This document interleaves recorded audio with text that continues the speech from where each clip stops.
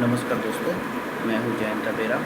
मैं आज फिर से आप लोगों के लिए एक नया वीडियो लेकर आया हूं। जैसे कि जो लोग मेरा लास्ट 2 सेशन देखे होंगे, उन 2 पार्ट में मैंने लास्ट पार्ट में जो बात कर रहे थे कि एडमिनिस्ट्रेशन मॉड्यूल पे जो सेटिंग्स होते हैं, उस सेटिंग्स के रिगार्डिंग बात कर रहे थे। तो उस दिन जो सेशन था वो थोड़ी लंबी हो गई थे, इसीलिए उस सेशन पे हम लोगों ने सारे जनरल सेटिंग्स के बारे में हम लोगों ने डिस्कस नहीं कर पाया था। तो आज जनरल सेटिंग्स के ऊपर हम लोग आज बात करेंगे। एसएपी के जो सारे कॉन्फ़िगरेशंस होते हैं, वो सारे कॉन्फ़िगरेशन एडमिनिस्ट्रेशन मॉड्यूल के अंदर आता है। जो हम लोगों ने लास्ट टाइम कंपनी डिटेल्स के बारे में बात की है, आज हम लोग जनरल सेटिंग्स के बारे में बात करेंगे। चलिए दोस्तों, तो इसमें चलते हैं। एसएपी में हम लोग लॉगिन हो चुके हैं। जैसे कि मेरा जो फर्स्ट एंड सेकंड पार्ट का जो वीडियो है, वहाँ पे मैंने दिखाया है कैसे क्रिएट करना है, कंपनी कैसे क्रिएट करना है, उसके बाद क्या क्या स्टेप फॉलो करना होता है कंपनी कॉन्फ़िगरेशन करने के लिए, क्या क्या डॉक्यूमेंटेशन मैंडेटरी है और डॉक्यूमेंटेशन क्यों ज़रूरी है, वो सारे चीज़ हम लोगों ने डिस्कस किए हैं। तो जो भी हम लोगों ने डिस्कस किए हैं, वो सारे जो पार्ट 1 है एंड पार्ट 2 है, तो दोनों वीडियो का लिंक मेरा इस वीडियो के डिस्क्रिप्शन बॉक्स में दिया हुआ है। जो लोग मिस कर दिए हैं वो लिंक जाके देख सकते हैं, तो आपको समझ में आ जाएगा। तो आज हम लोग बात करेंगे एडमिनिस्ट्रेशन मॉड्यूल के ऊपर, जनरल सेटिंग्स के ऊपर। तो चलिए शुरू करते हैं। एसएपी बिजनेस वन के अंदर एडमिनिस्ट्रेशन मॉड्यूल है, इसमें जाएंगे। यहाँ पे सिस्टम इंस्टॉलेशन आता है। सिस्टम इंस्टॉलेशन के अंदर जाएंगे, वहाँ पे देखेंगे कंपनी डिटेल्स। जो कंपनी डिटेल्स के बारे में हम लोग लास्ट पार्ट में डिस्कस कर चुके हैं। तो चलिए आज बात करते हैं जनरल सेटिंग्स की। ठीक है, जैसे कि मैंने पहले ही बोला है कि कंपनी कॉन्फ़िगरेशन करने के लिए हम लोगों को 3 चीज़ें सबसे पहले देखना होता है। एक कंपनी डिटेल्स देखना होता है, उसके बाद जनरल सेटिंग्स है, उसके बाद डॉक्यूमेंट सेटिंग्स है। इसके बाद भी बाकी सारे जो सेटिंग्स हैं वो सारे मास्टर्स लेवल सेटिंग्स हैं, एंड वो इन्वेंट्री से रिलेटेड है, वेयरहाउस से रिलेटेड होते हैं, कस्टमर से रिलेटेड होते हैं, सप्लायर से रिलेटेड होते हैं। तो वो सारे चीज़ें हम लोग एक के बाद करेंगे। ठीक है, तो चलिए जनरल सेटिंग्स में क्लिक करते हैं। तो ये जनरल सेटिंग में क्लिक करते ही सिस्टम आपको एक न्यू विंडोज़ ओपन करेगा, जिसमें आपको जनरल सेटिंग्स डिफाइन करना है। एसएपी बाय डिफ़ॉल्ट कुछ जनरल सेटिंग्स को बाय डिफ़ॉल्ट सेट करके रखते हैं। उस सेटिंग्स को आप अगर चाहें तो चेंज कर सकते हैं। और वो सेटिंग्स क्यों ज़रूरत है, क्यों हम लोग वो सारे चीज़ कॉन्फ़िगरेशन करेंगे, क्यों चेक करेंगे, क्यों नहीं चेक करेंगे, वो सारे चीज़ हम लोग आज डिस्कस करने वाले हैं। दोस्तों गौर से देखिएगा कि हम लोग जो जनरल सेटिंग्स करते हैं, उस जनरल सेटिंग्स से मेरा जो कंपनी का प्रोफाइल है, उसके बेसिस पे मेरा जो एक्टिविटी है, वो सारे कैसे परफॉर्म करना है। ठीक है, देखिए यहाँ पे जनरल सेटिंग्स का विंडोज़ खोल गया है। यहाँ पे देखिए बहुत सारे टैब है, इसको हम लोग टैब कहते हैं। देखिए यहाँ पे बीपी टैब है, यहाँ पे बजट टैब है, सर्विस है, डिस्प्ले है, फॉन्ट एंड बैकग्राउंड्स हैं, उसके बाद पाथ है, इन्वेंट्री है, रिसोर्सेज है, कैश फ्लो है, कॉकपिट, कॉस्ट अकाउंटिंग है, देन प्राइसिंग है, एंड हाइड फंक्शंस है। तो ये सारे जो टैब्स हैं, ईच एंड एवरी टैब्स के रिगार्डिंग हम लोग बात करेंगे, ईच एंड एवरी पॉइंट से रिगार्डिंग बात करेंगे, ताकि आपको आसानी से पता चलेगा ये सारे जो चेक बॉक्स दिख रहा है यहाँ पे रेडियो बटन से क्यों सिलेक्ट करेंगे, क्यों नहीं सिलेक्ट करेंगे। ठीक है, तो चलिए सबसे पहला जो टैब है बीपी टैब है। बीपी टैब के अंदर देखिए customer activity restriction, means customer से रिलेटेड कुछ रेस्ट्रिक्शन हमें वैलिडेट करना है। सबसे पहला आ जाता है क्रेडिट लिमिट। क्रेडिट लिमिट मेरे कस्टमर्स को देना है या नहीं देना है, मीन्स क्रेडिट लिमिट में मेरे को बिजनेस करना है नहीं करना है। अगर क्रेडिट लिमिट देना है तो आपको क्रेडिट लिमिट चेक करना है। जैसे आप क्रेडिट लिमिट चेक करेंगे, देखिए यहाँ पे सारे अदर्स जो ऑप्शंस आते हैं वो सारे खुल गए हैं, जो कि एयर इनवॉइस है, डिलीवरी है, और सेल्स ऑर्डर है, एंड पिक लिस्ट है। ठीक है, कमिट क्रेडिट लिमिट के बाद एक और ऑप्शन आता है जिसको कमिटमेंट लिमिट है। क्रेडिट लिमिट क्या है कि मैं किसी एक कस्टमर को समथिंग अमाउंट का क्रेडिट में सेल कर सकता हूँ। ठीक है, मीन्स वो कस्टमर समथिंग अमाउंट तक क्रेडिट में माल दे सकता हूँ। तो अगर ऐसा है तो मैं क्रेडिट लिमिट चेक करूँगा।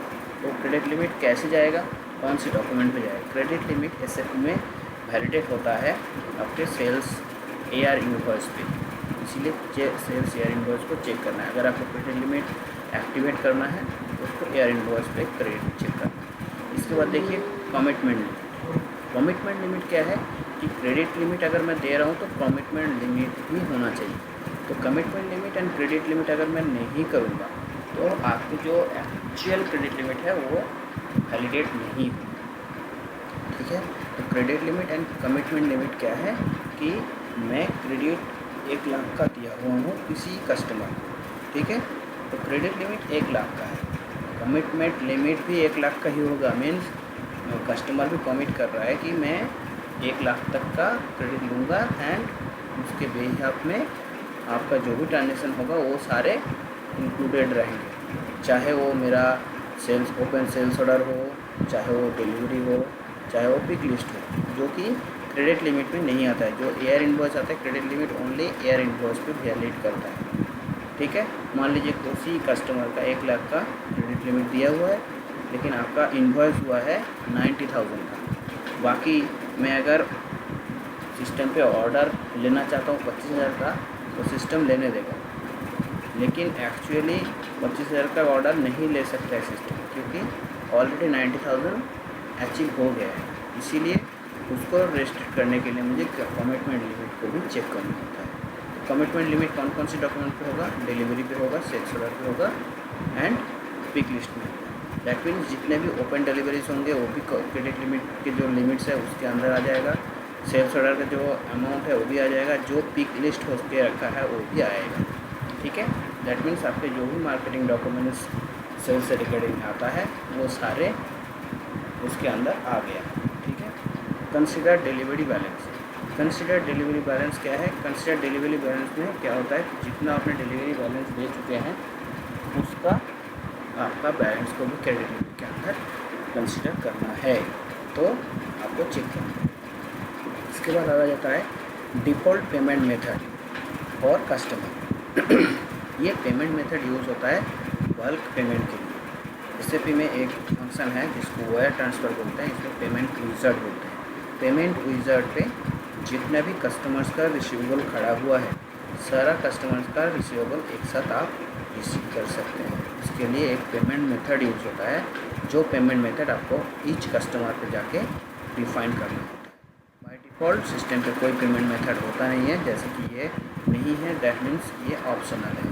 ठीक है, तो आप इसको यूज़ भी कर सकते हैं और यूज़ ना भी कर सकते हैं। सिस्टम पे क्रेडिट लिमिट भी ऑप्शनल है, आप चाहे तो यूज़ कर सकते हैं, चाहे तो ना भी यूज़ कर सकते हैं। उसी हिसाब से अगर आपको पेमेंट देना है किसी सप्लायर को वायर ट्रांसफ़र के थ्रू, जिसको पेमेंट विज़ार्ड बोलते हैं, वो सारे पेमेंट विज़ार्ड आपको यहाँ पे डिफाइन करना होता है। तो यहाँ पे अगर कुछ भी पेमेंट मेथड आपको यहाँ पे डिफाइन करेंगे तो ये सारे आपके कस्टमर्स मास्टर पे शो करेगा, ताकि आप उसी पेमेंट मेथड के थ्रू आप पेमेंट ले सकते हैं और दे सकते हैं। पेमेंट मेथड क्या है? पेमेंट मेथड हो सकता है ट्रांसफ़र हो सकता है आपके चेक से पेमेंट हो। ठीक है, तो इसके हिसाब से आप यहाँ पे अलग अलग पेमेंट मेथड बना सकते हैं। तो पेमेंट मेथड बनाने के लिए आपको यहाँ पे क्लिक करना होगा। देखिए पेमेंट मेथड आता है, पेमेंट टाइप, यहाँ पे देखिए इनकमिंग पेमेंट है तो ओनली बैंक ट्रांसफ़र। आप अगर इसको आउटगोइंग करेंगे तो यहाँ पे बैंक ट्रांसफ़र भी है और बैंक ट्रांसफ़र के साथ आप इसको यूज़ कर सकते हैं। उसका 2 चीज़ चेक और कैश से आउटगोइंग पेमेंट करेंगे, और आप अगर इनकमिंग पेमेंट करेंगे तो यहाँ पे ओनली बैंक ट्रांसफ़र से ही आपका इनकमिंग आएगा। ये दोनों का ऑप्शन आता है। इसके बाद आ जाता है कि आपका जैसे इनकमिंग में एक है तो पेमेंट मेथड एक ही होगा। ठीक है, आपके अगर 5 बैंक है, 5 बैंक में से अलग अलग इनकमिंग पेमेंट मेथड अलग अलग कस्टमर्स के लिए है, तो आपको 5 पेमेंट मेथड बनाना है। ठीक है, आपके अगर 2 अकाउंट है तो 2 आपका पेमेंट मेथड इनकमिंग के लिए और आपके आउटगोइंग पेमेंट के लिए, कैश के लिए ट्रांसफ़र के लिए 1, 2 और चेक के लिए 2, टोटल 6 बनाना पड़ेगा। तो इसी हिसाब से आपका जितने भी पेमेंट मेथड है वो आप बना सकते हैं। कौन सी बैंक के साथ लिंकेज है, ये बैंक के साथ लिंक होता है, ठीक है। इसमें क्या क्या बैंक चार्जेस अगर है तो बैंक चार्जेस भी आप यहाँ पे डिफाइन कर सकते हैं, कितना परसेंटेज का बैंक चार्जेस लगेगा। अगर आपको अलग अलग ग्रुप डिफाइन करना है तो वो ग्रुप भी आप यहाँ पे डिफाइन करा सकते हैं, ठीक है। तो ये बैंक पेमेंट मेथड जो है ये बैंकिंग सेक्टर पे मैं फिर से बात करने वाला हूँ, तो मैं इसको ज़्यादा यहाँ पे इलाबोरेट नहीं, ठीक है। तो इसके बाद है देखिए सेट कमीशन बाय। अगर आपके बिजनेस में किसी को कमीशन देना है, चाहे वो सेल्स एम्प्लॉय हो, चाहे वो आपका एजेंट हो, तो अगर कमीशन है सेल्स के अगेंस्ट में तो आप यहाँ पे डिफाइन कर सकते हैं। कमीशन बाय सेल्स एम्प्लॉय भी दे सकते हैं, आइटम भी दे सकते हैं और कस्टमर वाइज भी दे सकते हैं, ठीक है। By default sales employ wise commission set किया हुआ है, आप अगर चाहें तो इसको अनचेक भी कर सकते हैं अगर आपके ऑर्गेनाइजेशन पे कोई कमीशन टाइप का बिजनेस नहीं है तो, ठीक है। इसके बाद है अप्रूवल प्रोसेसेस है। यहाँ पे देखिए enable approval process means system पे अप्रूवल प्रोसेस रहेगा कि नहीं रहेगा, ठीक है। अप्रूवल प्रोसेस का मतलब आप समझते हैं कि कोई एक यूज़र कोई डॉक्यूमेंट जनरेट करता है और उसके जो सीनियर है उसके पास जाता है अप्रूवल, इसको बोलते हैं अप्रूवल प्रोसेस। एसएपी में वो अप्रूवल प्रोसेस होता है, तो उसको एनेबल करने के लिए इसको चेक करना होता है। आप अगर अनचेक कर देंगे तो ये अनचेक रह जाएगा। इसके बाद आता है अप्रूवल प्रोसेस का 3 अलग अलग ऑप्शन आता है। Enable approval process in DI। अगर DI API से मीन्स अगर कोई भी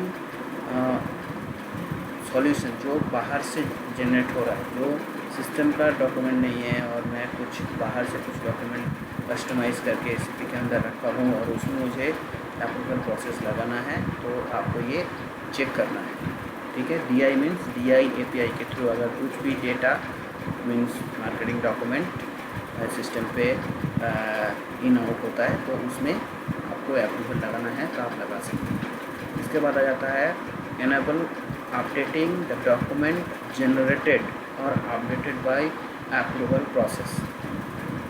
इसमें क्या होता है कि कोई भी डॉक्यूमेंट अप्रूव हो चुका है और अप्रूव होने के बाद फिर से आप उसके ऊपर कुछ अपडेट करना चाहते हैं तो वो अपडेट होगा या नहीं होगा। यहाँ पे आप अगर चाहें तो अपडेट करा सकते हैं। आप अगर इसको चेक करेंगे तो जो ऐड हो चुका है डॉक्यूमेंट अप्रूवल के बाद, उसमें अगर आप चेंजेस करते हैं तो फिर से वो अप्रूवल के लिए जाएगा, ठीक है। उसको अगर एक्टिव करना है तो आप एक्टिव कर सकते हैं।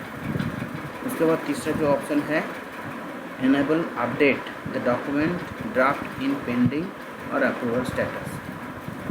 कोई भी डॉक्यूमेंट अगर ड्राफ्ट में पड़ा है और पेंडिंग है, जो अप्रूवल स्टेटस पेंडिंग है और अप्रूव है, उसके ऊपर आप कोई भी अमेंडमेंट करना चाहेंगे या नहीं। आप अगर बोलेंगे कि चाहिए तो आप यहाँ पे चेक कर सकते हैं। तो कोई भी डॉक्यूमेंट जो अभी तक ड्राफ्ट में पड़ा है या पेंडिंग है या अप्रूव हो चुका है, उसके ऊपर भी आप अगर अपडेट करना चाहें तो अपडेट कर सकते हैं, ठीक है। तो ये तीनों एडवांस लेवल का एनेबलमेंट है, आप चाहे तो एनेबल कर सकते हैं आपके बिजनेस के रिगार्डिंग, ओके। इसके बाद देखिए यहाँ पे payment terms references. Payment terms references में देखिए payment default payment terms for customers. Payment terms क्या होता है कि मैं कोई भी बिजनेस करता हूँ, पेमेंट टर्म्स आता है कि 30 डेज़ में आपको पैसा देना है, 7 डेज़ में पैसा देना है, एडवांस पैसा देना है। तो वो सारे पेमेंट टर्म्स बोलते हैं कि आपको पेमेंट कैसे करना है। यहाँ पे देखिए आप चाहे तो अपने हिसाब से पेमेंट टर्म्स बना सकते हैं। कैश बेसिक मीन्स आप जब पेमेंट देंगे उसी टाइम पे आपको मटेरियल मिलेगा, ठीक है। दैट मीन्स डिलीवरी के साथ साथ आपको पेमेंट देना है, कैश बेसिक है। Net payment net 30 days means जब बिल होगा उससे 30 डेज़ के अंदर आपको पैसा देना है, ठीक है। तो ये पेमेंट टर्म्स के ऊपर डिपेंड करेगा आपके एजिंग रिपोर्ट, रिसीवेबल एजिंग या पेएबल एजिंग। देखिए यहाँ पे रिसीवेबल एजिंग मतलब जो default payment terms for customers है उसके लिए है, और पेमेंट टर्म्स फॉर वेंडर उसके लिए भी अलग से पेमेंट टर्म्स डिफाइन कर सकते हैं सॉरी। देन आप देखिए default dunning terms for customers.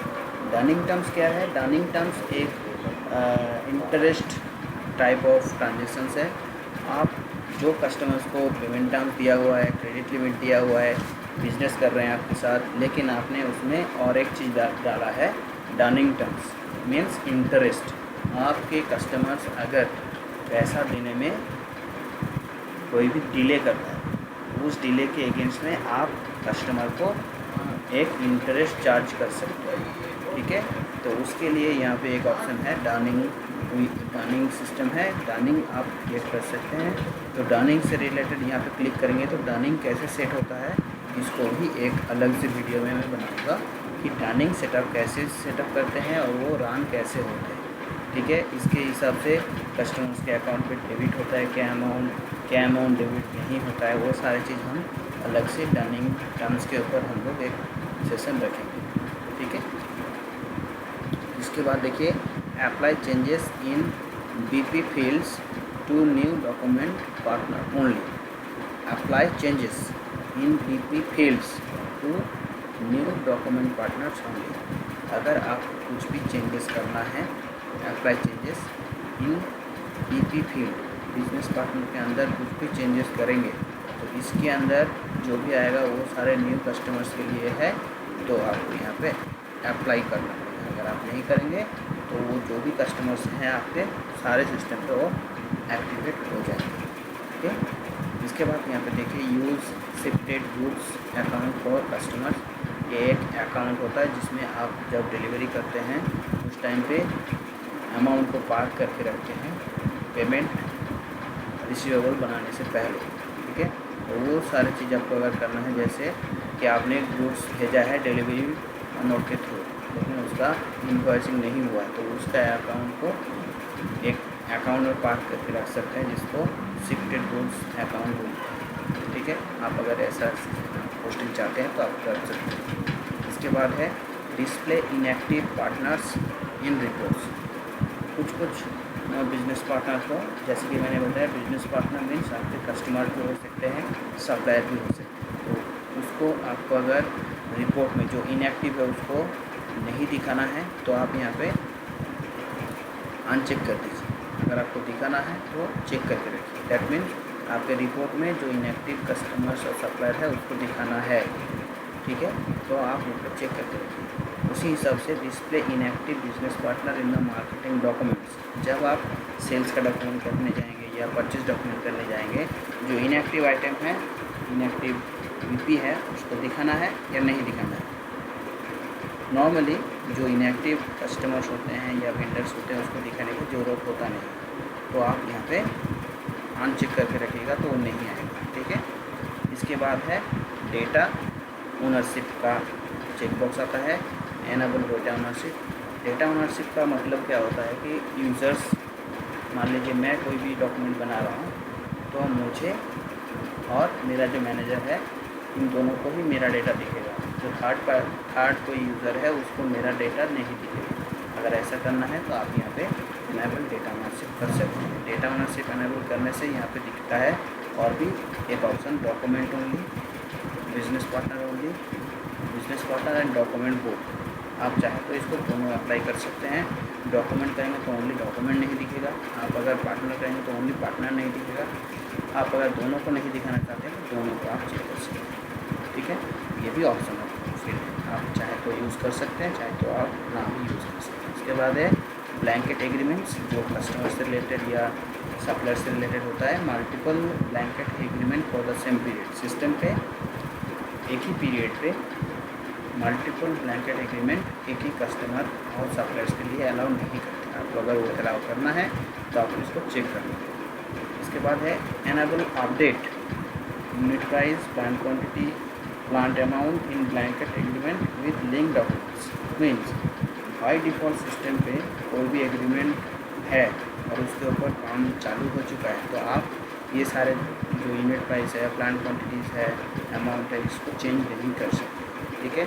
ये सिस्टम डिफ़ॉल्ट फीचर्स है। आपको अगर उसको चेंज करने का प्रोविज़न रखना है तो आपको इसको चेक करना है, ठीक है।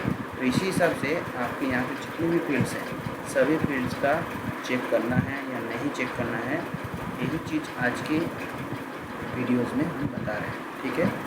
तो देखते रहिए दोस्तों, यहाँ पे आपको क्या करना है नहीं करना है, उस हिसाब से आपको डिफाइन करना है कि आपको वो सारे price unit price, quantity, amount, ये सब चेंज करना है और ठीक है। उसके बाद चलते हैं बजट के ऊपर। बजट हर ऑर्गेनाइजेशन का बजट होता है।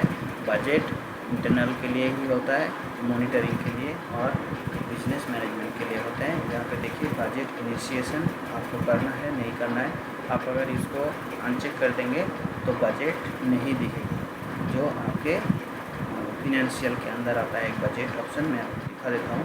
फाइनेंशियल्स के अंदर देखिए बजट सिस्टम है। आप अगर इसको अनचेक कर देंगे और अपडेट कर देंगे तो ये नहीं दिखेगा। देखिए करके देख लेते हैं।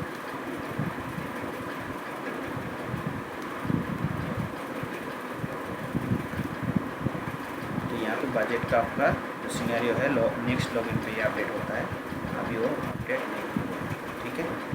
इसके बाद यहाँ पे बजट के जो सेटिंग्स हैं उसमें आपको ब्लॉक डिविएशन फ्रॉम बजट, आपको डिविएशन अगर डिविएट हो रहा है आपकी जो बजट है उससे अगर आपका एक्सपेंसेस ज़्यादा हो रहा है तो उसको क्या करना है, ब्लॉक डिविएशन फ्रॉम बजट। तो कैसे बजट को ब्लॉक करना है, तो इसको मंथली बजट रखना है या एनुअली बजट रखना है। मंथली बजट मैं प्रेफर करता हूँ कि आपका बजट जो भी होता है मंथली बेसिस पे उसको डिवाइड किया जाता है और उसको आप कौन कौन सी डॉक्यूमेंट से इसको मॉनिटर कर सकते हैं, तो वो सारे चीज़ भी आप यहाँ पे मैनेज कर सकते हैं। Purchase order, GRPO and accounting भी ले सकते हैं, ठीक है। आपको अगर ओनली वार्निंग रखना है तो वार्निंग भी रख सकते हैं। मेरा ये सारे डॉक्यूमेंट रहेगा और वार्निंग रहेगा। अगर विदाउट वार्निंग है तो आपको कुछ नहीं सिलेक्ट करना है। तो दैट मीन्स आपके जो बजट है उस बजट के अंडर बजट हो रहा है आपके एक्सपेंसेस या ओवर बजट हो रहा है, सिस्टम आपको कुछ नहीं बोलेगा। आप अगर वार्निंग देते हैं तो सिस्टम आपको वार्निंग देगा कि ये आपका ओवर बजट जा रहा है या अंडर बजट में है, तो कुछ में नहीं बोलेगा। लेकिन आपको अगर ब्लॉक कर रहा है मीन्स मेरा बजट के ऊपर ट्रांजेक्शन होना नहीं चाहिए, तो आपको यहाँ पे ये चेक करके रखना है कि मंथली बजट बेसिस पे चलेगा और आपके परचेस ऑर्डर से ही चलेगा। मंथली करेंगे तो मंथली बेसिस पे जो आपके फुल या आपके जो बजट है उसको मंथली बेसिस पे डिवाइड हो जाता है। उस मंथली बेसिस पे डिवाइड करने से पहले क्या होता है, आपके मंथली बेसिस पे आपको वो वैलिडेट करता रहता है कि मंथली जो लिमिट है वो लिमिट क्रॉस हो रहा है कि नहीं हो रहा है, ठीक है। आपको अगर ईयरली देखना है तो सारे मंथ पे कहीं पे भी नहीं दिखेगा, जहाँ पे भी वो दिखेगा उस देन एंड देन आपको रोक देगा, ठीक है। ये सारे सेटिंग्स आपको अपने हिसाब से करना है, ठीक है। मैंने यहाँ पे मैप कर दिया, येस कर दिया। इसके बाद यहाँ पे आ जाते हैं सर्विस। सर्विस का जो टैब है ये बहुत ही इम्पोर्टेंट है। यहाँ पे ये सारे सर्विस जो SAP आपको प्रोवाइड करता है, ये सारे सर्विस में क्या क्या है वो देख लेते हैं। यहाँ पे देखिए at the beginning of each session. ये ईच सेशन क्या मतलब, सेशन का मतलब है जब भी मैं कोई भी लॉगिन करूँगा उस एक एक लॉगिन को एक एक सेशन बोलते हैं, ईच लॉगिन को ईच सेशन बोलते हैं। जब भी आप लॉगिन करेंगे क्या क्या चीज़ आपके सामने आएगा, परफॉर्म डेटा चेक करना है, सिस्टम ऑटोमेटिक एक परफॉर्म डेटा चेक का प्रोसेस करेगा। आपको अगर वैसे देखना है तो आप उसको चेक कर सकते हैं। आप जैसे ही ओपन करेंगे आपका अगर मल्टी करेंसी का ट्रांजेक्शन है उसमें आपको अगर एक्सचेंज रेट टेबल में अपडेट करना हो तो आप यहाँ पे ओपन एक्सचेंज रेट टेबल कर सकते हैं। तो जब भी आप लॉगिन करेंगे एक्सचेंज टेबल ओपन हो जाएगा, आप वहाँ पे रेट डाल सकते हैं। इसी हिसाब से यहाँ पे display recurring posting on execution, बहुत सारे रिकरिंग ट्रांजेक्शन सिस्टम पे होता है जिसका नोटिफिकेशन आपके पास आ सकता है ये एग्जीक्यूट करने के लिए, ठीक है। रिकरिंग पोस्टिंग क्या है उसके रिगार्डिंग आपको लिटिल बिट मालूम है, हम लोग रिकरिंग करते हैं, रिकरिंग डिपॉजिट करते हैं, ठीक है। रिकरिंग डिपॉजिट का मतलब होता है कि एक फिक्स अमाउंट फिक्स टेन्योर पे फिक्स डेट पे वो एग्जीक्यूट होना है, मीन्स आपके अकाउंट से डिडक्ट होने वाला है। उसी हिसाब से आपको अगर कुछ भी ट्रांजेक्शन आपको फिक्स अमाउंट पे या फिक्स डेट पे कुछ भी ट्रांजेक्शन एग्जीक्यूट कराना है तो वो आप सेट करके रख सकते हैं, तो सिस्टम आपको एग्जीक्यूशन के लिए आ जाएगा ऑटोमेटिकली उसी डेट। तो आपको रिमाइंड करने का ज़रूरत नहीं है, सिस्टम आपके लिए रिमाइंड करेगा, ठीक है। यहाँ पे वही चीज़ बता रहा है, display recurring transactions on executions, ये पोस्टिंग है और ये ट्रांजेक्शन्स है, दोनों का आप यहाँ पे चेक बॉक्स रख सकते हैं तो सिस्टम आपको पॉपअप करेगा। आप अगर नहीं करेंगे तो सिस्टम आपको पॉपअप नहीं करेगा, आपको चेक करना पड़ेगा manually. Send alert for activities schedule for the day, अगर आज के डेट के लिए आपका कुछ भी शेड्यूल किया हुआ है, उसको आपको अगर अलर्ट देखना है तो आपको यहाँ पर चेक करना है, तभी जाके सिस्टम ये अलर्ट मैसेज बॉक्स खोल देगा, अदरवाइज़ नहीं खोलेगा। ठीक है। Display inbox when new message arrive, ये चेक बॉक्स का मतलब है ये जो न्यू इनबॉक्स है, ये इनबॉक्स तभी खुलेगा जब कोई भी मैसेज आएगा ऑटोमेटिक खुल जाएगा। Open window for credit voucher reference update, अगर कोई भी क्रेडिट वाउचर्स को अपडेट करना है तो उसके हिसाब से आपका अगर कुछ भी क्रेडिट वाउचर आया हुआ है तो आप यहाँ पे चेक करके रख सकते हैं, तो सिस्टम ऑटोमेटिकली क्रेडिट वाउचर के रेफरेंस के लिए आपको एक मैसेज दे देगा। ठीक है। इसके बाद है display work list when new task arrive, कोई भी टास्क आपके लिए किसी ने बनाया उसके लिए आप इसको चेक करके देखेंगे कि आपके पास कोई भी टास्क अगर किसी ने बनाया तो ऑटोमेटिकली वो मैसेज यहाँ पे आपके सिस्टम पे खुल जाएगा। अगर आप यहाँ पे नहीं करेंगे तो आपको मैनुअली जाके टास्क देखना पड़ेगा। ठीक है। तो ये ऑटोमेटेड सर्विसेज है जो सिस्टम लॉगिन करते ही आपको दे देता है। इसके बाद है इंटरनेट डेफिनेशंस है, आपको अगर कोई भी प्रॉक्सी सर्वर करना है और वेब कनेक्शन के लिए आप यहाँ पे डिफाइन कर सकते हैं, तो इस प्रॉक्सी सर्वर का डिटेल्स आप यहाँ पे डाल सकते हैं, पोर्ट नंबर अपने हिसाब से दे सकते हैं, तो आपके जो बाहर से एक्सेस करने वाला है उस वेब सर्वर के लिए आप यूज़ कर सकते हैं। ठीक है। इसके बाद देखिए राइट साइड पे एक ऑप्शन है, ये हाना के लिए है, तो ये एसक्यूएल डेटाबेस है इसलिए ये इनएक्टिव है, हाना होगा तो ये ऑटोमेटिक एक्टिव होता है। इसके बाद देखिए enable transaction notifications, SAP business one के अंदर ट्रांजेक्शन नोटिफिकेशन बोल के स्टोर प्रोसीजर होता है, जिससे क्या होता है सिस्टम पे हम अपने हिसाब से कस्टमाइजेशन कर सकते हैं और उसमें वैलिडेशन लगा सकते हैं। ठीक है। बहुत सारे फील्ड्स हैं जो SAP ओपन रखता है, आपको अगर किसी फील्ड में वैलिडेशन अप्लाई करना है तो आप वहाँ पे वैलिडेशन लिख सकते हैं, और वो वैलिडेशन आपको बार बार डेटाबेस में जाके एक्टिव इनएक्टिव नहीं करना है। आपको अगर एक्टिव करना है तो इसको चेक रखना है, आपको अगर इनएक्टिव करना है तो आपको अनचेक कर देना। यहाँ से आप उस वैलिडेशन को एक्टिव इनएक्टिव कर सकते हैं। ठीक है। इनेबल लाइव कोलैबोरेशन है, इनेबल लाइव कोलैबोरेशन मतलब क्या होता है कि आपके यूज़र टू यूज़र जैसे चैट करते हैं हम लोग किसी भी चैटिंग टूल पे, वैसे ही एक चैटिंग टूल यहाँ पे आप यूज़ कर सकते हैं जिसको बोलते हैं लाइव कोलैबोरेशन। एक यूज़र दूसरे यूज़र के साथ लाइव कोलैबोरेट कर सकते हैं। ये एक मेलर ऑप्शन है जो SAP दिया हुआ है, इस इनेबल मेलर, तो SAP का एक ईमेल सेटअप आता है, तो उसको अगर आपको इनेबल करना है तो आप यहाँ पे इनेबल कर सकते हैं। इसके बाद आता है इनेबल अलर्ट सर्विसेज।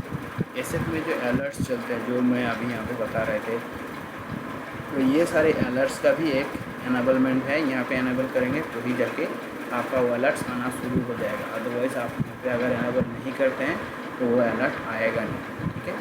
तो इसके लिए आपके अलर्ट्स के लिए आपको इसका इनेबल रखना है। Integration framework connection time out है 30 सेकेंड्स, मीन्स आपको अगर इंटीग्रेशन फ्रेमवर्क है जिसमें कोई भी सॉल्यूशन डिप्लॉय किया हुआ है, सिनेरियो डिप्लॉय किया हुआ है, तो उसके लिए जो लॉगिन सेशन है आप अगर वहाँ पे कोई भी मूवमेंट नहीं करते तो 30 सेकेंड के बाद वो लॉग आउट हो जाएगा। इसके लिए है, ये एडवांस लेवल के लिए है, तो इतना एडवांस आपको अभी समझना नहीं है, बट आप जस्ट समझ लीजिए कि ये एक इंटीग्रेशन प्लेटफॉर्म है जहाँ पे हम लोग कोई भी न्यू सॉल्यूशंस डिप्लॉय कर सकते हैं। यहाँ पे देखिए डिफ़ॉल्ट ईमेल मेथड्स, मीन्स आप सिस्टम से ईमेल भी कर सकते हैं। देखिए मेरा माउस कर्सर जो है SAP बिजनेस वन मेलर है, ये ईमेल यहाँ से कर सकते हैं। आप SAP का ईमेल कर सकते हैं और आउटलुक का ईमेल भी आप यहाँ से इंटीग्रेट करा के भेज सकते हैं। इसके बाद देखिए अपडेट मैसेज, आपके पास ये मैसेज अपडेट कब होगा। आप अगर यहाँ पर बाई डिफ़ॉल्ट 5 मिनट का आता है, आप इसको 0 मिनट भी कर सकते हैं। जब भी आपके पास कोई भी मैसेज आएगा ऑटोमेटिकली ये आपको वही 3 मिनट आपको दिखा देगा। इसके बाद स्क्रीन लॉकिंग टाइम आउट भी दिया हुआ है 30 मिनट का।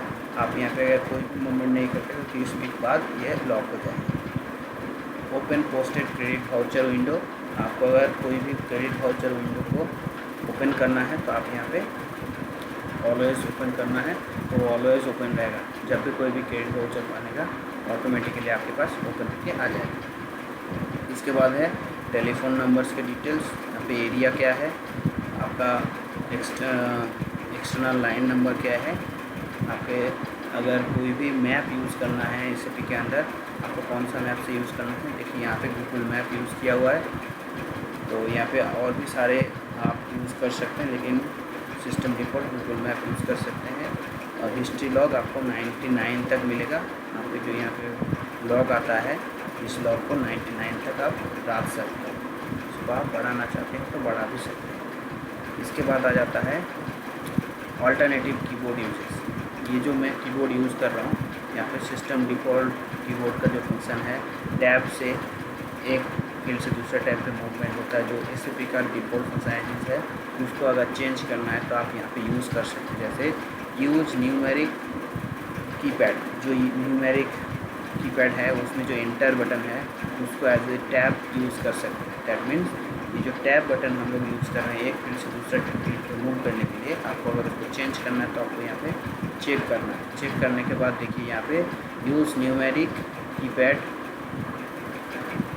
पीरियड की as separator on the display tab.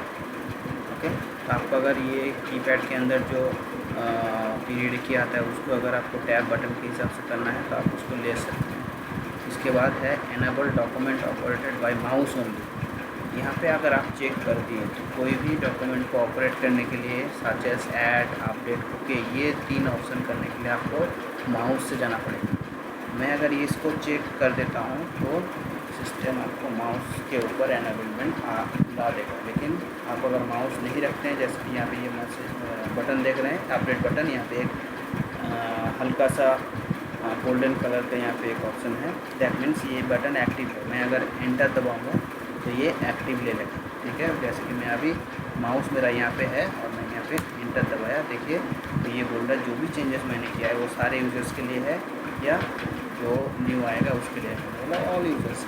तो यहाँ पे ऑल यूज़र्स करने के बाद मैंने फिर से एंटर दबाऊँगा, देखिए मेरा माउस इधर है, मैं एंटर दबा रहा हूँ तो ये एक्टिव को एक्सेप्ट करता है एंटर। अगर आपको ये एंटर नहीं करना है तो आप इसको अनचेक भी कर सकते हैं। ठीक है,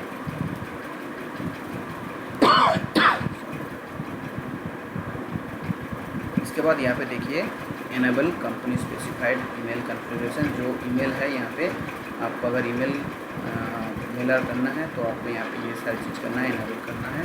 तो यहाँ पे SMTP server, code, authentication, password, TSL, जो भी एन्क्रिप्शन है वो चाहिए तो आप डाल सकते हैं। मुझे अब ज़रूरत नहीं है, मैंने अनचेक कर दिया, मैं उसको अपडेट कर दिया। ठीक है, तो अभी चलते हैं डिस्प्ले के ऊपर। डिस्प्ले में क्या है कि अभी जो आपके सिस्टम पे दिख रहा है ये display normal system default display है, जिसको हम लोग स्क्रीन स्टाइल बोलते हैं, गोल्डन थ्रेड। इसके बाद लैंग्वेज जो सिलेक्ट करेंगे आप इंस्टॉलेशन के टाइम पे वो लैंग्वेज बाय डिफ़ॉल्ट आता है। इसके बाद कलर स्टाइल आया है, यहाँ पे default length of unit of measurement meter है, और यहाँ पे जो वॉल्यूम है वो ग्राम है।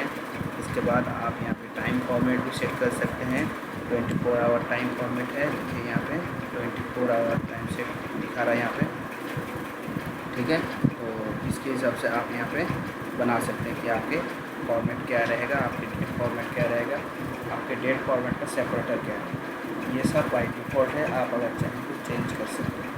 इसके बाद देखिए एक्सटेंशन इमेज प्रोसेसिंग, अगर इसको पार्शियल करना है तो पार्शियल, विदाउट करना है विदाउट, ये सब कर सकते हैं। ये कंपनी के टाइम मैनेज करना है कि नहीं करना है वो कर सकते हैं। डिस्प्ले करेंसी ऑन राइट, आप अगर ये चेक बॉक्स कर देते हैं तो ऑलवेज आपके स्क्रीन के ऊपर आपकी जितनी भी करेंसी है उसका एक टेबल खुलता हुआ दिखेगा यहाँ पे, इसको अगर चेक करना है तो चेक कर सकते हैं। इसके बाद आता है number of rose in list of Windows. आपको अगर किसी भी लिस्ट ऑफ डेटा देखना है तो आप यहाँ पे लिमिट सेट कर सकते हैं, 10 डेटा ही दिखेगा, 20 डेटा देख सकते हैं। 0 मतलब है कि आपको सब जितने भी लिस्ट है वो सारे दिखेंगे। ठीक है, आप यहाँ पे आपको अगर लिमिट सेट करना है तो आप लिमिट सेट कर सकते हैं। इसके बाद आ जाता है डिफ़ॉल्ट UI टेम्पलेट। ये UI टेम्पलेट है जो यूज़र इंटरफेस को अगर आपने एडिट किया है तो उसको यूज़ करने के लिए आप यहाँ पे डिफ़ॉल्ट यूज़ कर सकते हैं, ताकि सब यूज़र्स के लिए वही UI फॉलो होगा। ठीक है, इसके बाद है चूज़ फ्रॉम लिस्ट, जो हमारे प्रेफरेंसेस हैं, enable SAP business on suggested और टेक्स्ट सर्च। आपको अगर रेसिपी के हिसाब से देखना है तो रेसिपी क्या करता है, जो शुरू से लिखा हुआ है उसी हिसाब से आपको लिखना है तो वो यूज़ कर सकते हैं। और टेक्स्ट सर्च आप लिखते हैं तो आप कुछ भी टाइप करेंगे उस टेक्स्ट के हिसाब से जो भी डेटा फिल्टर होगा वो ऐसे गूगल सर्च आपको दिखाएगा। ठीक है, तो आपको जो सिलेक्ट करना है उस हिसाब से सिलेक्ट करेंगे। यहाँ पे सर्च इंजन जो है, आपका अगर कुछ भी जो SAP से सर्च इंजन यूज़ करते हैं तो आप यहाँ पे सर्च इंजन यूज़ करेंगे तो सिस्टम ऑटोमेटिकली आपके जो ब्राउज़र होगा उस ब्राउज़र पे ये इंजन से का डेटा सिलेक्ट करके लाएगा। ठीक है, यहाँ पे एक बहुत ही इम्पोर्टेंट पार्ट है जो डेसिमल प्लेसेस है।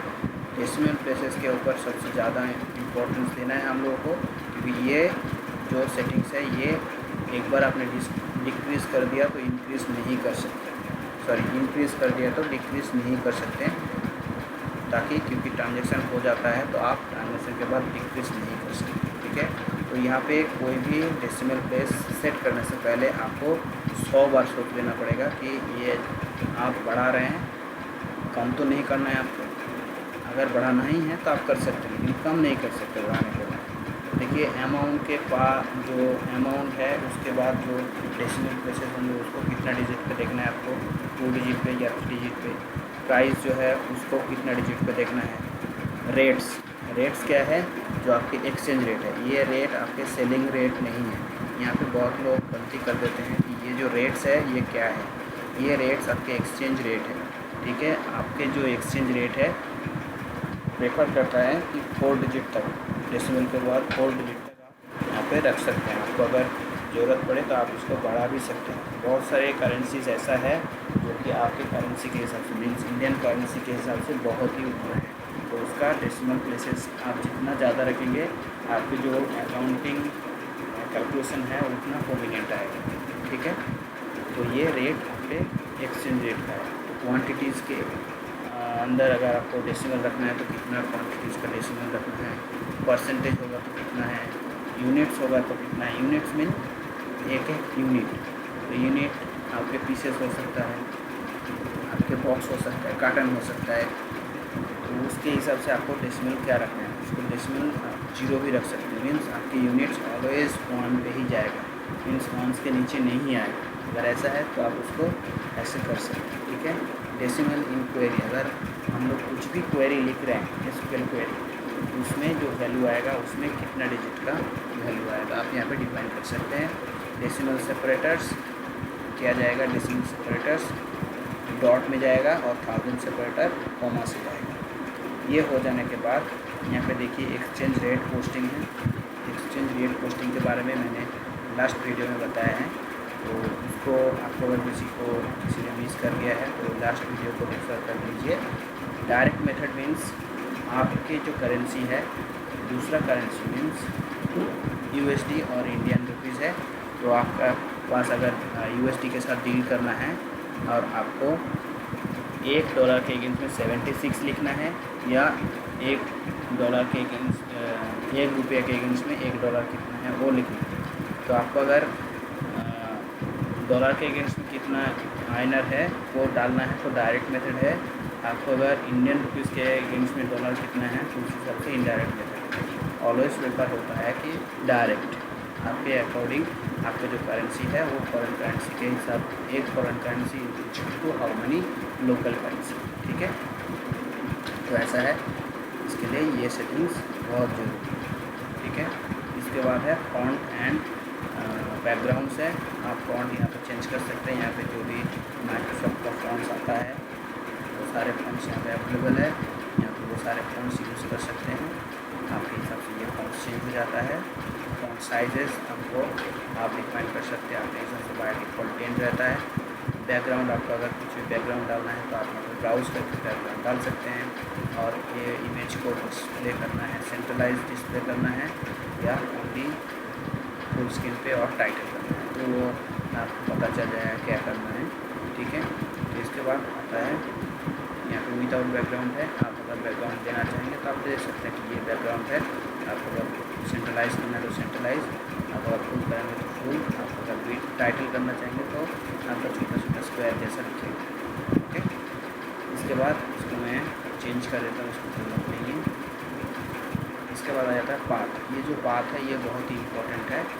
ये देखिए ऊपर में एक्सेल है, वर्ड है, पीडीएफ है, ये जो सारे डॉक्यूमेंट फॉर्मेट्स हैं, इस फॉर्मेट को एक्सपोर्ट करने के लिए आपको पहले पाथ डिफाइन करना है। और यह पाथ आपको आपके एक ऐसा डायरेक्टरी को चूज़ करना है जिसको आपको सारे यूज़र्स को एक्सेस रहना चाहिए, तभी जाके ये पाथ काम करेगा, अदरवाइज़ काम नहीं करेगा। ठीक है, सेंट्रलाइज एक पाथ डिफाइन करना है और उस पाथ को यहाँ पे डिफाइन कर देना है। ठीक है, माइक्रोसॉफ्ट वर्ड के लिए यहाँ पे डालना है, एक्सेल के लिए यहाँ पे डालना है, पिक्चर के लिए यहाँ पे डालना है, अटैचमेंट फोल्डर के लिए एक अटैचमेंट अलग से फोल्डर रखना है, जिसमें जो भी कोई यूज़र कोई भी डॉक्यूमेंट अटैच करेगा उसका एक कॉपी उस फोल्डर पे सेव हो जाएगा। और उसी फोल्डर से जब कोई अलग यूज़र उस अटैचमेंट को देखना चाहेगा तो उस फोल्डर से उसी फाइल को एक्सेस करके सिस्टम दिखाएगा। इसीलिए एक अलग से रिपोजिटरी फाइल बनाना है जहाँ पे लिखी जगह पे ये सारी चीज़ डिफाइन होगा। अलग अलग फोल्डर बनाना है, वर्ड, एक्सेल, पिक्चर, अटैचमेंट्स, इस हिसाब से करना है। सिस्टम उसी हिसाब से फोल्डर के अंदर उसी टाइप का डेटा स्टोर करेगा। ठीक है, अगर ये आपने सिलेक्ट नहीं करेंगे तो कोई भी अटैचमेंट आप नहीं डाल सकते। ठीक है, इसके बाद आ जाता है इन्वेंट्री। इन्वेंट्री के अंदर आता है items tab, plannings tab and reporting tab. Planning tab में आ जाता है आपके कंज्यूम फोरकास्ट के लिए, अगर आपको फोरकास्ट करना है उसके हिसाब से आपका बैकवर्ड टू फॉरवर्ड फोरकास्ट कर सकते हैं, फॉरवर्ड टू बैकवर्ड कर सकते हैं। इसमें बैकवर्ड टू फॉरवर्ड के लिए कितना दिन का आप इंटरवल रखना चाहेंगे आप डिफाइन कर सकते हैं। ठीक है, इन्वेंट्री के अंदर जो आता है, इन्वेंट्री के अंदर सबसे पहले सीरियल और बैच मैनेजमेंट आ जाता है कि आपको मैनेज क्या करना है, सीरियल नंबर मैनेज करना है या नहीं करना है।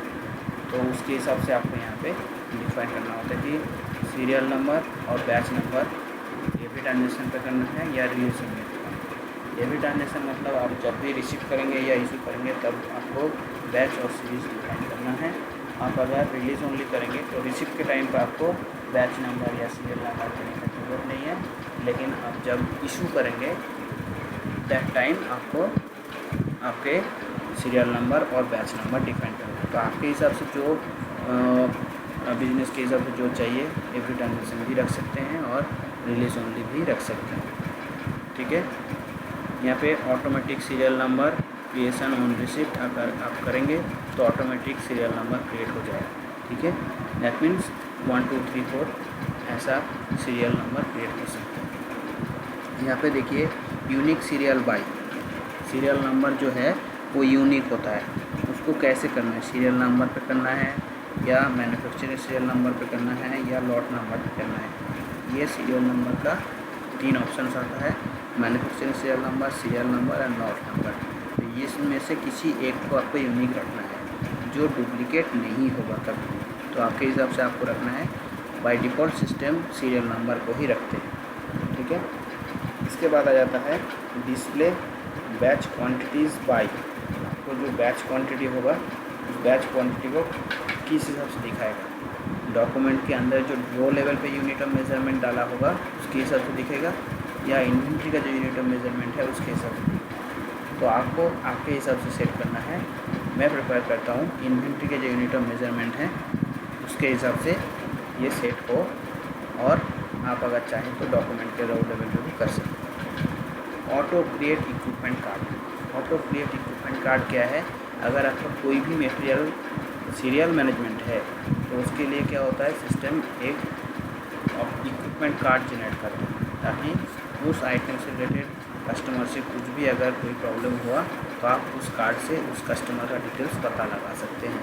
तो आपको अगर ऑटोमेटिक क्रिएट करना है तो आप क्रिएट करा सकते हैं ऑटोमेटिक जब भी सेल होगा, और अगर आप चाहते हैं कि वो मैनुअली आप बनाएं तो उसके लिए आप मैनुअली रखें। ठीक है दोस्तों, ये वीडियो थोड़ा सा लेंदी हो रहा है क्योंकि मैं ईच एंड एवरी पॉइंट्स को टैग कर रहा हूँ और ईच एंड पॉइंट्स का मैं डिटेल्स बताते जा रहा हूँ। तो दोस्तों इसको कंटिन्यू करें और देखें।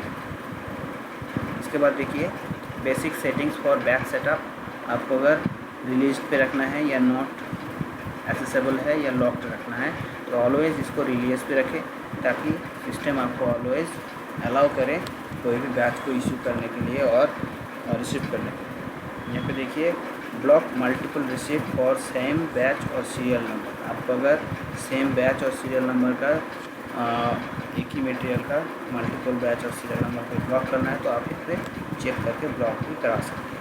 ठीक है, ये ऑप्शनल सेटिंग्स है, आप इसको चाहे तो आप यूज़ कर सकते हैं। देखिए यहाँ पे डिफ़ॉल्ट वेयरहाउस आप यहाँ पे डिफाइन कर सकते हैं। डिफ़ॉल्ट वेयरहाउस जो सिस्टम का वेयरहाउस है, जनरल वेयरहाउस, इसको भी रख सकते हैं और अपने मनपसंद वेयरहाउस का भी यहाँ पे डिफ़ॉल्ट सेट कर सकते हैं। यहाँ पे देखिए सेट GL अकाउंट बाय, मैंने अभी बोल रहा था कि अकाउंटिंग ऑटोमेटिक होता है इसमें। तो अकाउंटिंग जब फ्लो होता है तो वो इस 3 में से किसी एक में होता है। वेयरहाउस वाइज हो सकता है, आइटम ग्रुप वाइज हो सकते हैं और आइटम लेवल वाइज हो सकते हैं। वेयरहाउस वाइज मीन्स आपके वेयरहाउस के अकॉर्डिंग आपका अकाउंटिंग जो सेट किया हुआ रहेगा उसी हिसाब से आपका अकाउंटिंग प्रोसेस चलेगा। आपके अगर मल्टीपल आइटम ग्रुप्स है, आइटम ग्रुप्स के हिसाब से भी आप आपके अकाउंटिंग फॉलो करा सकते हैं जो इन्वेंट्री से रिलेटेड है। ठीक है, और यहाँ पे आइटम लेवल पे भी हो सकता है। Item level means each and every item के अगेंस्ट में आप अलग अलग अपना अकाउंटिंग फ्लो करा सकते हैं as per inventory. Okay, normally system warehouse को देते हैं, आप चाहे तो आइटम ग्रुप में भी कर सकते हैं। ठीक है, इसके बाद है auto add all warehouses to new and existing items. जो भी न्यू एंड एग्जिस्टिंग आइटम आएगा तो सारे वेयरहाउस में सारे आइटम अवेलेबल होना चाहिए या नहीं होना चाहिए, उसके ऊपर आपको ये डिसीज़न लेना है। बहुत जगह बहुत इंडस्ट्री में ऐसा होता है कि पर्टिकुलर आइटम पर्टिकुलर वेयरहाउस में ही रहता है। अगर ऐसा है तो आपको इसको अनचेक करना है। ठीक है, विथ होल्डिंग टैक्स, इन्वेंट्री से रिलेटेड कुछ भी टैक्स डिडक्ट करना है तो आपको उसको चेक रखना है, अदरवाइज अनचेक रखना है। इसके बाद आ जाता है auto all unit of measurement group define to new and existing items. जो यूनिट ऑफ मेजरमेंट ग्रुप है सब आइटम्स के लिए वो अवेलेबल होना चाहिए, तो आपको वो अलाउ करना है। उसी हिसाब से पैकेज डिफाइन जो आप करते हैं वो भी सारे आइटम्स के लिए अवेलेबल हो, ऐसा अगर आपको सिलेक्ट करवाना है तो उसको चेक रखना है। बाय डिफ़ॉल्ट ये चेक रहता है, जो SAP भी रिकमेंड करता है। आप वहाँ पे जब आइटम क्रिएट करेंगे तो अब आपको सिलेक्ट करना है कौन सा रहेगा कौन सा नहीं रहेगा। ओके, इसके बाद आ जाता है इनएक्टिव आइटम्स, आपको रिपोर्ट में दिखाना है या नहीं दिखाना है, आपको मार्केटिंग डॉक्यूमेंट की लिस्ट में वो दिखाना है या नहीं दिखाना है, वो आपके ऊपर डिपेंड करता है। तो मैं प्रेफर करता हूँ मार्केटिंग डॉक्यूमेंट पे कोई भी इनएक्टिव आइटम दिखाने का ज़रूरत नहीं है, लेकिन रिपोर्ट में चाहिए, इसलिए मैं प्रेफर करता हूँ रिपोर्ट में चेक रहेगा, मार्केटिंग डॉक्यूमेंट पे नहीं चेक। ओके, यहाँ पे display inactive items. Okay, display के लिए रिपोर्ट में चाहिए लेकिन मार्केटिंग पे नहीं चाहिए। ठीक है, प्लानिंग मैंने पहले ही बता दिया है। रिपोर्टिंग पे ये इन्वेंट्री सिमुलेशन रिपोर्ट है जो कि ऑटोमेटिक जनरेट होता है और इसकी जो वैल्यूएशन रिपोर्ट है वो अंदर ऑडिट रिपोर्ट में मिल जाता है। ठीक है, इसके बाद आ जाता है रिसोर्सेज। ये रिसोर्सेज क्या है? रिसोर्सेज है मशीनरीज, मशीन और लेबर जो प्रोडक्शन से रिलेटेड है। यहाँ पे आपको अगर कोई भी रिसोर्स करना है तो उसके डिफ़ॉल्ट वेयरहाउसेस क्या होगा आप यहाँ पे डिफाइन कर सकते हैं। यहाँ पे देखिए auto add all warehouses to new resource warehouse, आपको अगर ये करना है तो कर सकते हैं, अदरवाइज़ आप रिसोर्स क्रिएट करने के टाइम पे आपको बताना पड़ेगा ये रिसोर्स कौन सी वेयरहाउस से बिलोंग करता है। यहाँ पे देखिए आप कैपेसिटी डिफाइन कर सकते हैं कि कोई भी रिसोर्स का कैपेसिटी क्या है, दैट मीन्स एक दिन पे कितना उसका प्रोडक्टिविटी है या क्या उसका रन टाइम है, वो सारी चीज़ें आप यहाँ पे डिफाइन कर सकते हैं। यहाँ पे कैश फ्लो का भी एक ऑप्शन आ जाता है। कैश फ्लो क्या है कि आपके जो भी इनबाउंड एंड आउटबाउंड पेमेंट्स आता है वो सारे कैश फ्लो रिलेटेड ट्रांजेक्शन्स आपको अगर देखना है कैश फ्लो रिपोर्ट में, इसमें देखिए assign of cash flow line items mandatory और optional. Cash flow line items आता है जो ट्रांजेक्शन के टाइम पर आपको बताना पड़ेगा कि ये किस टाइप का कैश फ्लो है, ये टैक्स पेड किया है इसके लिए है या रिसीव हुआ है कस्टमर से, ये पेमेंट के लिए है जो सप्लायर से पेमेंट की। ठीक है, उसके हिसाब से आपको अगर मैंडेटरी करना है तो मैंडेटरी दैट मीन्स कोई भी कैश पेमेंट होगा, कैश ट्रांजेक्शन होगा, सिस्टम आपको cash flow line item select करने के लिए मैंडेटरी कर देगा। ठीक है, आप वो सिलेक्ट किए बगैर आप नहीं जा सकते। आप अगर ऑप्शनल रखेंगे तो सिस्टम आपको अलर्ट करेगा और अलर्ट करके आपको जाने देगा। देखिए इग्नोर विदाउट वार्निंग, आपको अगर वार्निंग चाहिए तो वार्निंग दे सकते हैं। यहाँ पे देखिए इनकमिंग पेमेंट के लिए डिफ़ॉल्ट एक दिया हुआ है cash flow. Incoming payment normally आता है कस्टमर से और आउटगोइंग पेमेंट नॉर्मली सप्लायर से जाता है। ठीक है, आप चाहें तो इसको आप चेंज भी करके देख सकते हो। देखिए ये सारे कैश फ्लो लाइन आइटम्स है, ये सारे लाइन आइटम स्टैंडर्ड ऐसे में दिया हुआ है। आपको अगर कुछ चेंजेस करना है तो आप चेंजेस कर सकते हैं। देखिए cash paid for rent, cash paid for electricity, home charges, something like that you can use this cash flow line items. Okay, इसके बाद देखिए कॉकपिट है। ये कॉकपिट क्या है, डैशबोर्ड टाइप का है। यहाँ पे कॉकपिट कुछ नहीं लिया है। कॉकपिट एनेबल कर देने से डैशबोर्ड यहाँ पे दिखता है और डैशबोर्ड पे आपको क्या क्या दिखना है, ये एडवांस फीचर्स के लिए है। तो आपको अगर कॉकपिट एनेबल करना है तो एनेबल कर दीजिए। एनेबल करके यहाँ पे मोड आता है, मोड में से क्या क्या चीज़ लेना है, जैसे का कस्टमर डैशबोर्ड है वो डिसाइड करना है या नहीं करना है वो डिसाइड करना है। आप अगर नॉर्मल कॉकपिट चाहते हैं तो नॉर्मल करके यहाँ पर अपडेट कर दीजिएगा तो नॉर्मल कॉकपिट आ जाएगा। यहाँ पे देखिए KPI जो है ये आपके की परफॉर्मेंस इंडिकेटर है, वो आपका एनालिटर उसमें काम करता है, इसमें नहीं करता है। तो 300 सेकेंड्स के बाद वो रिफ्रेश होता है, दैट मीन्स 5 मिनट के अंदर। ओके, इसके बाद देखिए यहाँ पे कॉस्ट अकाउंटिंग आता है। कॉस्ट अकाउंटिंग मैंने बताया हुआ है, cost centre and profit centre. आपको अगर किसी डेटाबेस में करना है तो आप यहाँ पे डिफाइन कर सकते हैं। देखिए इन ए यूनिफाइड कॉलम मीन्स एक ही कॉलम के अंदर जितने भी cost centres and profit centres है वो आप डिफाइन करा सकते हैं। और अगर आपको अलग अलग कॉस्ट सेंटर्स के हिसाब से अलग अलग सेपरेट कॉलम चाहिए तो आप यहाँ पे सेपरेट कॉलम यूज़ कर सकते हैं। सेपरेट कॉलम मीन्स यहाँ पे डायमेंशंस बोला जाता है। डायमेंशंस मैं यहाँ पे आपको सर्च करके दिखा देता हूँ डायमेंशंस क्या है। ये देखिए ये डायमेंशंस है। इस डायमेंशंस में आपको डिफाइन करना है कि ये डायमेंशन 5 डायमेंशन सिस्टम में दिया है और 5 से ज़्यादा नहीं कर सकते हैं। तो ये 5 डायमेंशन मान लीजिए पहला वाला है डिपार्टमेंट, दूसरा हो गया ब्रांच, तीसरा हो गया डिवीज़न। तो इस हिसाब से 3 है, तो 3 को अलग अलग सेपरेट कॉलम पे दिखाना है या ओनली एक ही कॉलम पे दिखाना है। तो अंदर में जाकर 3 लाइन का आप डिफाइन कर सकते हैं। तो सिस्टम पे मैं प्रेफर करता हूँ कि सेपरेट कॉलम पे ही दिखे ताकि उसको आसानी हो सिलेक्ट करने में।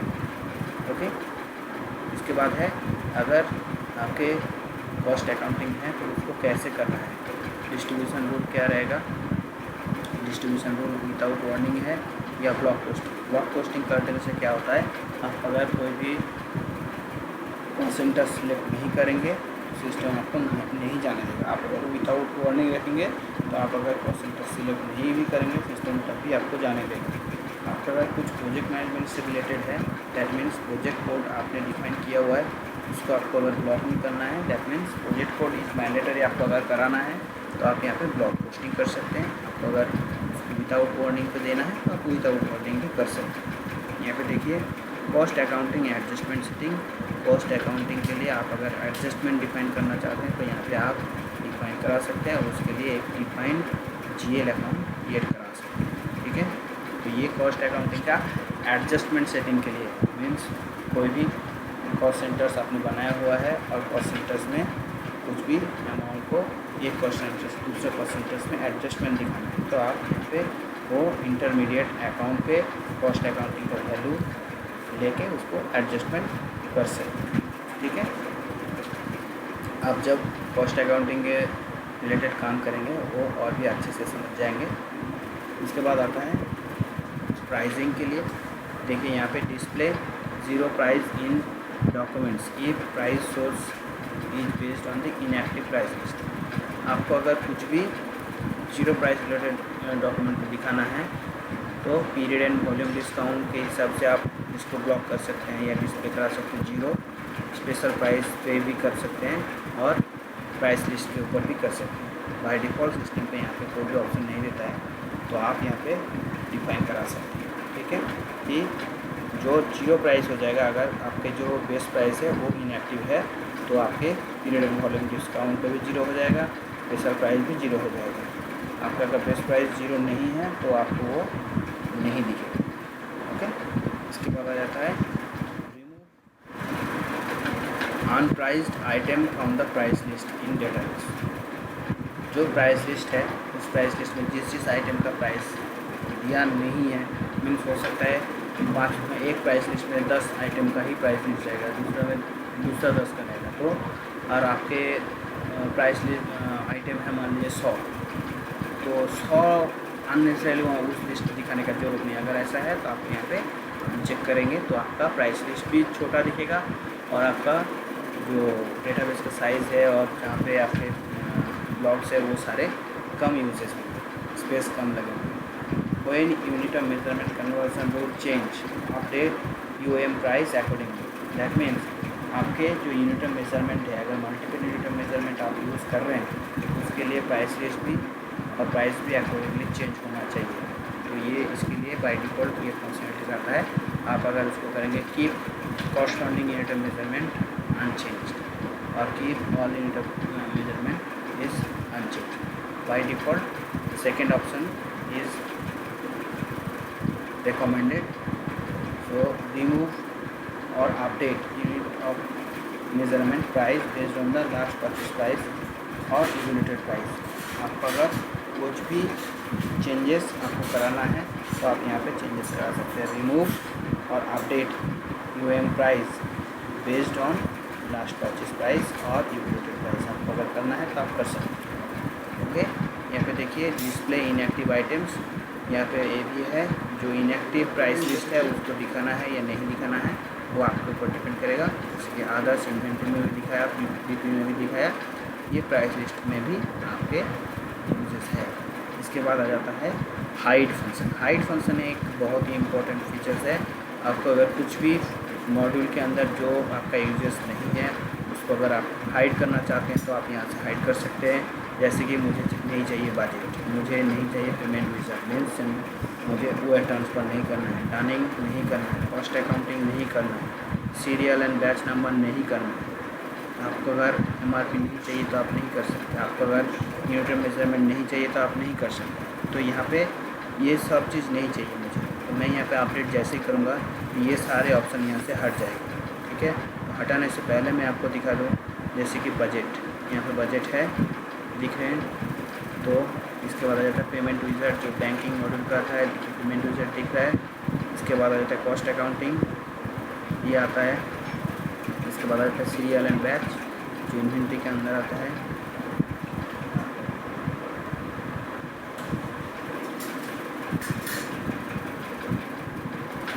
सीरियल एंड बैच आपके सेटअप में आएगा। सेटअप के अंदर इन्वेंट्री के अंदर आपके अच्छा, इसमें तो सीरियल अभी तक ऐड नहीं है इसलिए नहीं आ रहा है। ठीक है, और MRP देखिए MRP आ रहा है, तो मैं यहाँ पे अपडेट करूँगा यस, ऑल यूजर्स के लिए है। तो ये यहाँ से can not hide budget. Okay, budget के लिए मैंने यहाँ पे मैंडेटरी किया हुआ है, तो बजट को मैं हाइड कर देता हूँ। तो यहाँ से मैं यस करूँगा। देखिए बाकी सारे ऑप्शंस यहाँ से हट जाएंगे। ठीक है, तो ये हाइड फंक्शन बहुत ही इम्पोर्टेंट है और आपको अगर किसी ऑर्गेनाइजेशन को ये सब ज़रूरत नहीं है तो अननेसेसरी उसको डाल के कोई फ़ायदा नहीं है। देखिए यहाँ से MRP हट गए हैं, आप यहाँ पे देख सकते हैं आपके कॉस्ट अकाउंटिंग हट चुके हैं। तो इसी हिसाब से आप अपने जो जनरल सेटिंग्स है, ये जनरल सेटिंग्स को अपने हिसाब से आपने जो बिजनेस प्रोसेस ब्लूप्रिंट है उसके हिसाब से आप डिफाइन कर सकते हैं। तो इसके हिसाब से आपके प्रोसेस में अगर बजट नहीं है, आपके अगर कॉस्ट अकाउंटिंग नहीं है और आपके अगर MRP नहीं है, प्रोडक्शन नहीं है, तो वो सब रखने का ज़रूरत नहीं है, आप यहाँ से हाइड कर सकते हैं। ठीक है, तो इसी हिसाब से आपके जनरल सेटिंग्स कंप्लीट हो जाता है और कंप्लीट होने के साथ साथ आपके जो अकाउंटिंग एंड इसके हिसाब से जो जनरल ट्रांजेक्शन्स हैं वो सारे कंप्लीट हो जाते हैं। तो ये था आज के जनरल सेटिंग्स से रिलेटेड ट्यूटोरियल। आई होप आप सबको अच्छा लगा होगा। ये लिटिल बिट लंबा हो गया है वीडियो, फिर भी मैंने ट्राई किया है ईच एंड एवरी पॉइंट्स को टच करने के लिए, उसके यूजेस बताने के लिए, ताकि आपको आसानी हो जनरल सेटिंग्स को सही मायने से और सोच एंड समझ के उसको डिफ़ाइन करना, ताकि आपके जो कस्टमर है उसका जो पर्पस है वो 100% मीट हो और आपके जो सक्सेस का रेशियो है वो सक्सेस का रेशियो भी हाई हो। चलिए दोस्तों, इसी के साथ मैं ये आज का वीडियो क्लोज़ करता हूँ और जाने से पहले आप सबको एक ही रिक्वेस्ट करूँगा, आप लोगों को अगर मेरा ये वीडियो अच्छा लगा तो लाइक कर दीजिएगा और आप चाहे तो सब्सक्राइब कर सकते हैं, ताकि मैं कोई भी न्यू वीडियोज़ आपको अपलोड करूं तो आपको तुरंत उसका नोटिफिकेशन मिले और आप उसको देख सकें और अपनी जो नॉलेज है उसको गेन कर सकें। थैंक यू दोस्तों।